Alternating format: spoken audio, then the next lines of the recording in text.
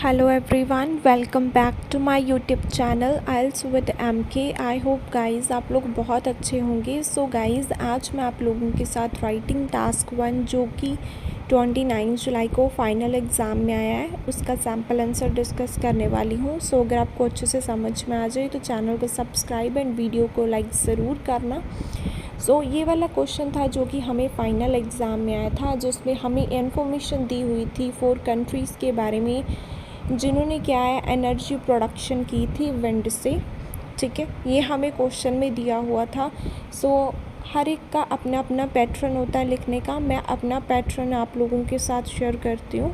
सो सबसे पहले देखो भी जो भी हमें ईयर है वो किस में दिए हुए हैं, पास्ट में दिए हुए हैं। ठीक है, वो सारा कुछ हमें पास्ट में ही दिया हुआ है तो हमने पास्ट में ही इसको रखना है। आपकी मर्ज़ी है, जितना मर्ज़ी डाटा BP1 में लिखो, जितना मर्ज़ी डाटा BP2 में लिखो। बहुत ज़्यादा स्टूडेंट इसमें ही कंफ्यूज होते रहते हैं भी एक BP हमारा छोटा हो गया, एक बड़ा हो गया। कुछ भी नहीं होता है इससे। आप कंफर्टेबल वे से जैसे आपको इजी लगता है आप वैसे कर सकते हो। सो गाइज़ अगर आप लोग मेरी ऑनलाइन क्लासेस में इंटरेस्टेड हो तो गिवन नंबर के ऊपर टेक्स्ट करके ऑनलाइन क्लासेस को भी ज्वाइन कर सकते हो, सिंगल मॉड्यूल को भी ज्वाइन कर सकते हो। अब देखो सबसे पहले मैंने इसको करना है रीफ्रेस। मैं अपनी वर्डिंग से रीफ्रेस करूँगी, आप अपनी वर्डिंग से रीफ्रेस कर सकते हो। गलत किसी का भी नहीं होगा, बस मीनिंग सेम निकलना चाहिए। ओके, सो सबसे पहले मैंने लिखा the information about the proportion of energy production with the help of wind in disparate nation between 1985 and 2000 is depicted by the rendered bar chart. कि हमें इंफॉर्मेशन दी हुई है कि कितनी प्रपोर्शन में एनर्जी है वो प्रोड्यूस्ड की गई है डिफरेंट नेशंस के द्वारा 1985 से लेकर 2000 तक। ठीक है, सो देखो वहाँ पे क्वेश्चन में था अमाउंट ऑफ, मैंने लिख दिया प्रपोर्शन ऑफ। वहाँ पे था एनर्जी जनरेटेड, मैंने लिख दिया energy production.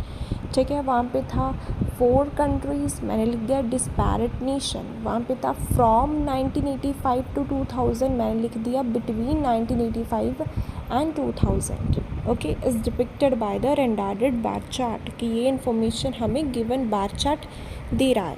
The data has been calibrated in terms of megawatts. कि जो हमें डाटा है वो मेगावाट्स में दिया हुआ है। ठीक है, इस लाइन से एग्जामिनर को पता चल गया भी जो आप नीचे डाटा बताओगे वो मेगावाट्स में ही दिया हुआ है। ओके, आगे देखो BP1 को after analysing it can be observe that. Analyse करने के बाद ये चीज़ हम लोग ऑब्जर्व कर सकते हैं the highest amount of energy generation from wind was in USA from 1985 to 1995। सबसे ज़्यादा जो एनर्जी प्रोडक्शन हुई है 1985 से लेकर 1995 तक वो USA से हुई है।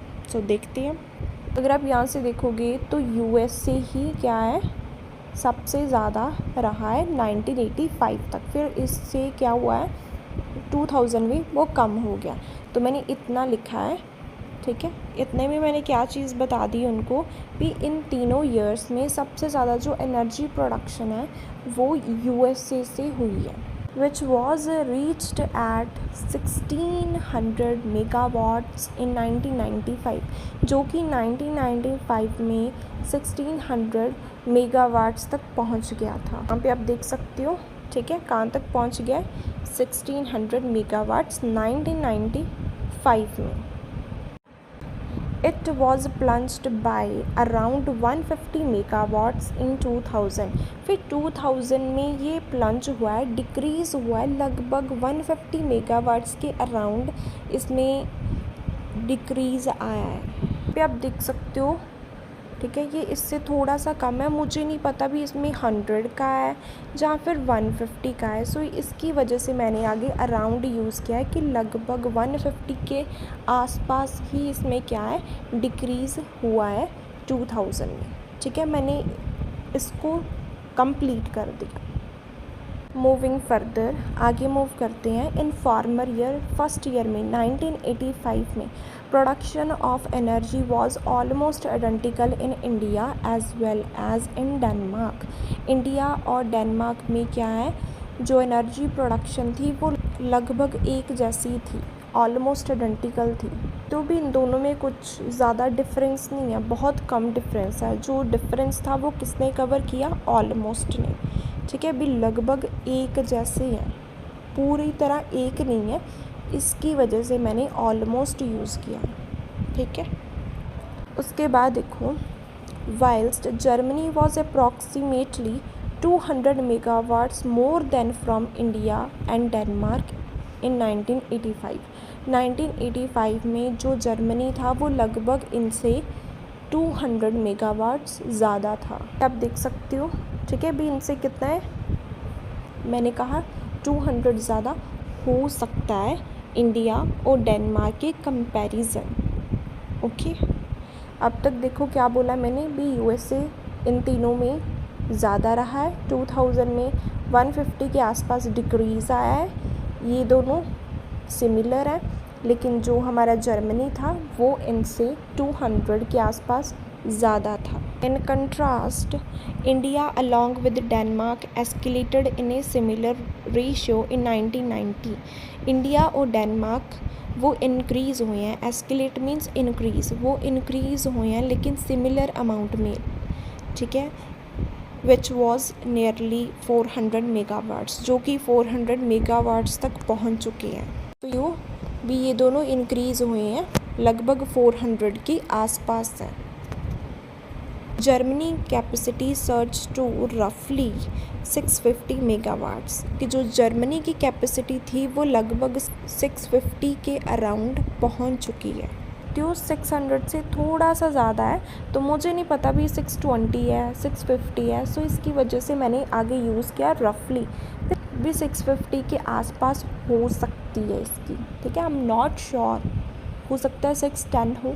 तो जब आपको श्योर नहीं है तो आपने अप्रॉक्सीमेटली, ऑलमोस्ट, अराउंड ये वर्ड्स ज़रूर यूज़ करने हैं, अदरवाइज़ आपके बैंड्स को रिड्यूस होंगे अगर आप नहीं करोगे इनका यूज़। तो फर्दर एक्सप्लेन दैट कि जो बार चार्ट है वो हमें आगे एक्सप्लेन कर रहा है। इन 1995 में the portion of energy was ranging between 800 and 1200 in first 3 countries.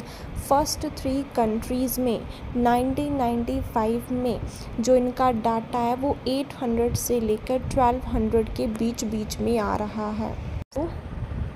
ठीक है, इन तीनों कंट्रीज़ का डाटा 800 से लेकर 1200 के बीच में आ रहा है। तो वही चीज़ को मैंने डिफ़ाइन किया है।